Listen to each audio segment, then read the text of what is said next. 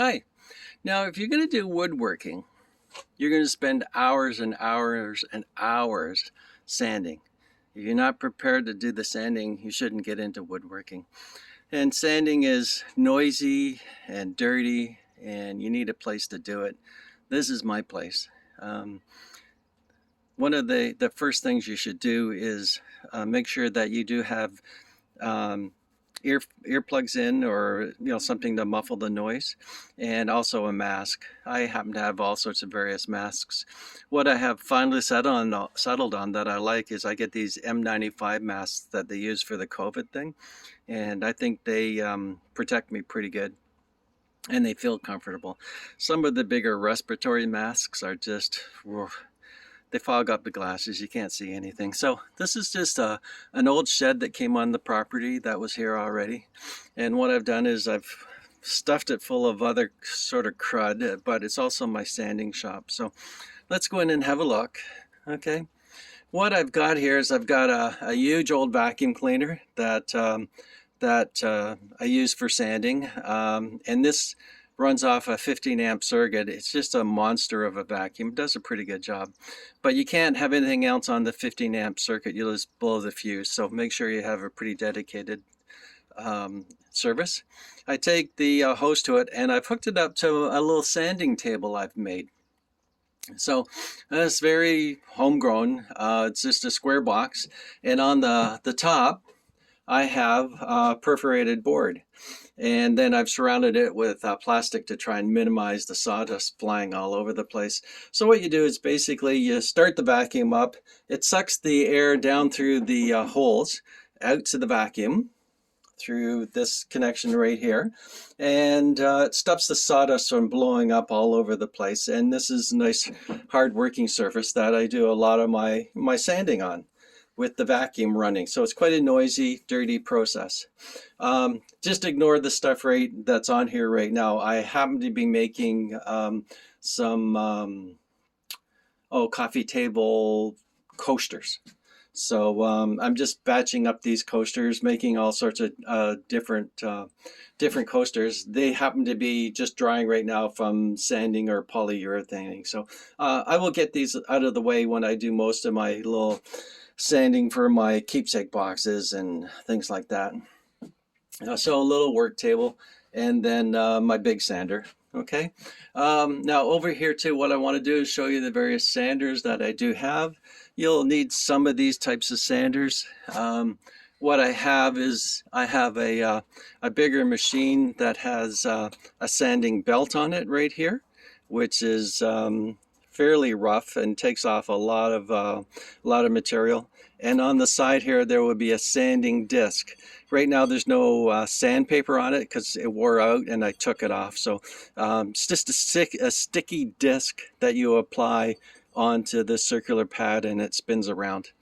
It spins at a fairly good speed, so when you're using this machine, you want to make sure you don't stick your fingers in it. It'll give you your nails down to the quicks pretty quick. So other sanding processes that I have is I have this drum sander, which spins around and around, very aggressive sander. I have a little palm sander here, more delicate. You can put various pads on the bottom of it with sort of Velcro stick on things. And sandpaper, as you know, comes from very aggressive 40 grit, which is very, very heavy. I have sandpaper up to 3000 grit, which is like as fine as you could ever possibly get. Mostly I will use 60, 80, 120, 150, 180, 240 sandpaper, and gradually use it until the surface is as smooth as can be. Other sanders that I have is I have a couple flat sanders right here that you attach various different types of sandpaper to. Another flat sandpaper sander. Then I have a couple these are orbital sanders. This one happens to be, you attach this, unlike the other ones that attach to electricity, this one attaches to your air compressor. And you would get, again, a sticky pad of sandpaper that you would stick to this. This is another air compressor sandpaper that I have for much smaller surfaces. Again, hook it up to the air compressor and various attachments that go along with it. So you could put that on there, put a piece of sandpaper on here, Velcroed sandpaper, and put it on the end of here. And I used that when I was making bowls to get into the smaller recesses of the inside of a bowl. Just got this sander just last week off the used market. Again, it has electricity, but it has 3 orbiting sanders and uses this small type of sandpaper right there in various grits. So I'm going to use that, and I look forward to trying it. Also, what you need to do is, besides having these different types of mechanical sanders, you would have various things that you're going to use to get into various corners and recesses. One of my favorite things is just to take a stick and glue a piece of sandpaper to a stick and use the stick to get into smaller areas. You might use anything to help you get into different areas.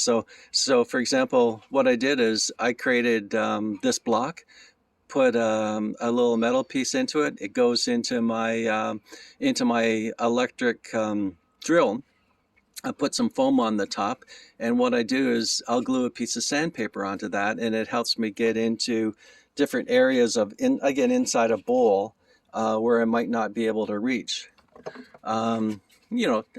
Use any type of object that you can. Like I bought this, I don't even know where I bought it. So again, I could put that into my electric drill. I could tape a piece of sandpaper onto it and do a smaller flat surface. Now this is basically, it's part of a railing for inside a house. And what I did is, again, I put a little shank on the bottom of it. I can put it into my electric drill, and I can glue some sandpaper on the top of that, and again, get into a rounded surface area. So do anything that you can do in order to sand something. Again, use a respirator, use ear protection, use various different types of sanders you need, various grits of sandpaper, and have something that's well ventilated, okay, and a place where you can work. Maybe create a sanding table like that. Get yourself a decent vacuum. If you can't get a big vacuum like that, certainly go out and get a shop vacuum at least. Okay, you're going to need these things. And again, when you do the vacuuming, you just have to make sure you have to clean out all the filters, clean out all the vacuums, shake it all out, and just keep it clean, and keep sanding. Okay. Good luck with your process as far as setting up a sanding area for yourself. Bye-bye.